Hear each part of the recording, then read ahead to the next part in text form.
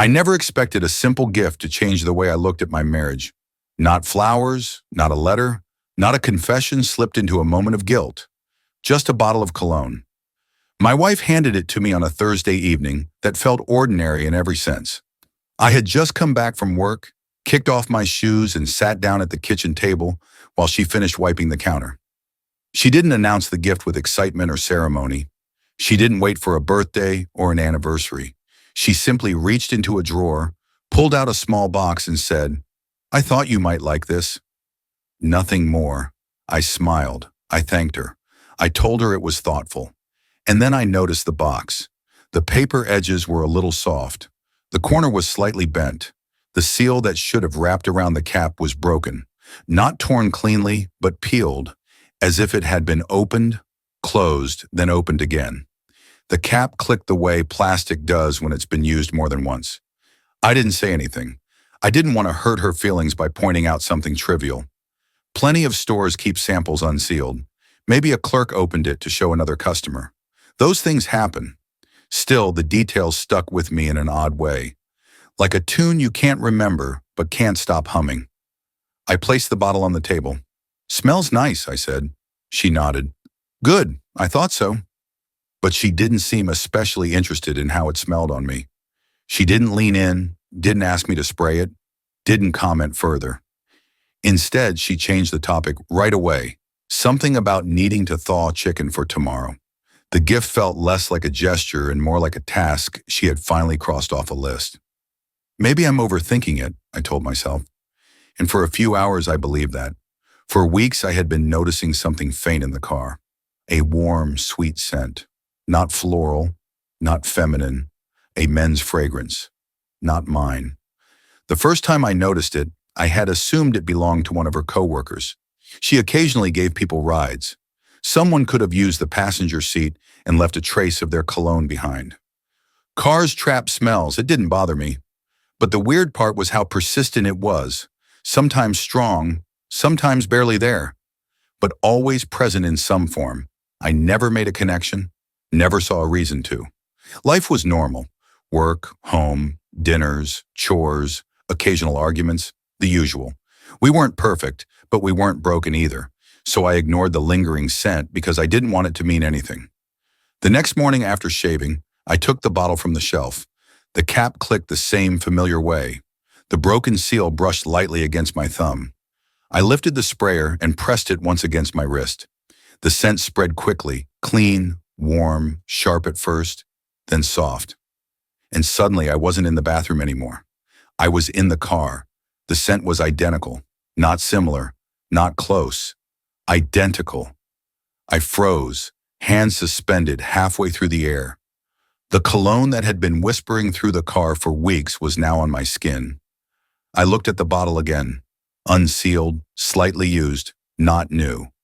My first reaction wasn't outrage or panic. It was confusion. Why would she give me something that smelled exactly like whoever had been in the car? Why would she choose this specific fragrance? Why would the box look like it had been opened before? I rinsed my wrist, but the scent clung stubbornly. For a long minute I just stood there, letting water run over my hands while the air filled with the warm, sweet note I could no longer ignore. I didn't want to jump to conclusions. That's never been my nature. But I also couldn't pretend I didn't recognize that smell. Over the next few days, I noticed things that had always been there, but now carried weight. When she used the car before me, the passenger seat was always adjusted slightly farther back. Not by much, just enough for someone taller than her. The seat belt on that side smelled faintly of the cologne each time I touched it. She had placed a new air freshener on the vent, a citrus one, strong and artificial. She said the car was musty lately, except it wasn't, unless she meant the scent she was trying to cover. She wiped the dashboard more often, especially on the passenger side, even when it was clean. When I offered to drive her somewhere, she hesitated a split second before agreeing.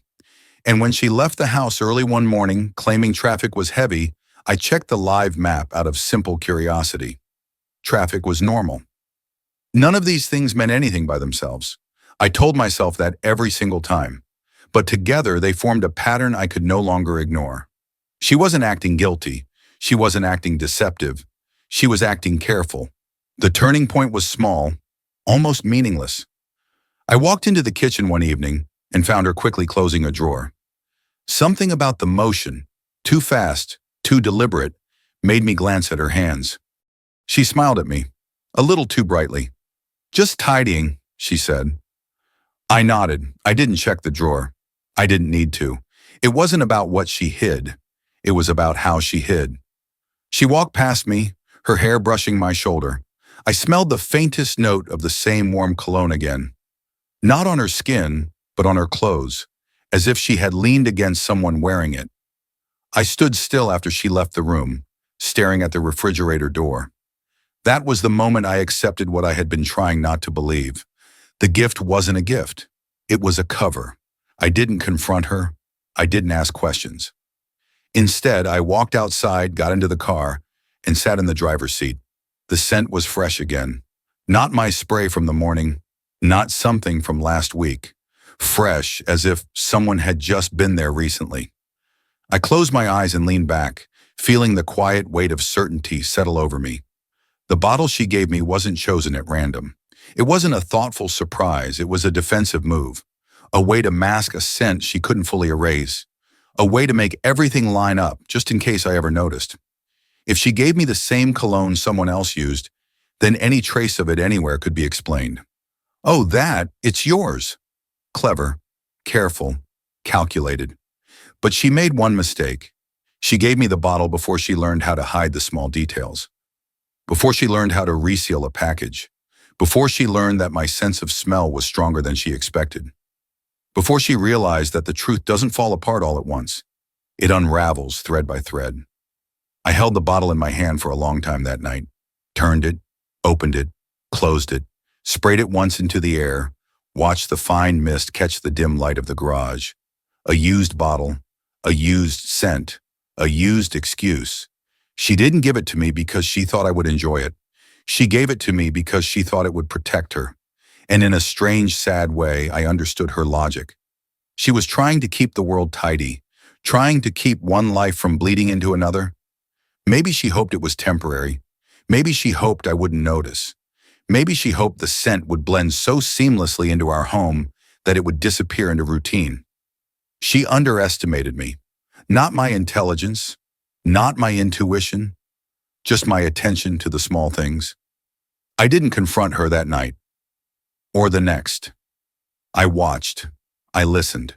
I measured my own feelings before speaking words I couldn't take back.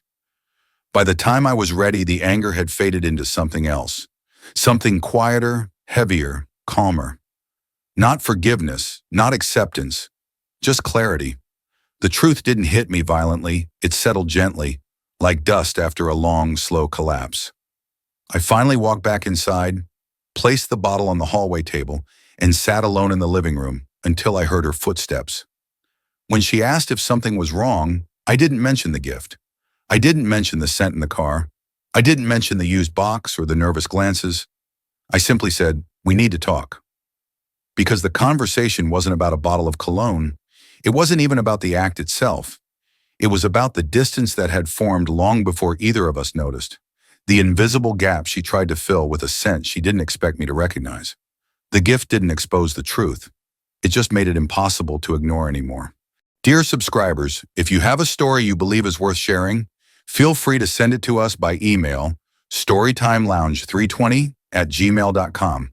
We'll be happy to take a look, and it just might become the story featured in our next video.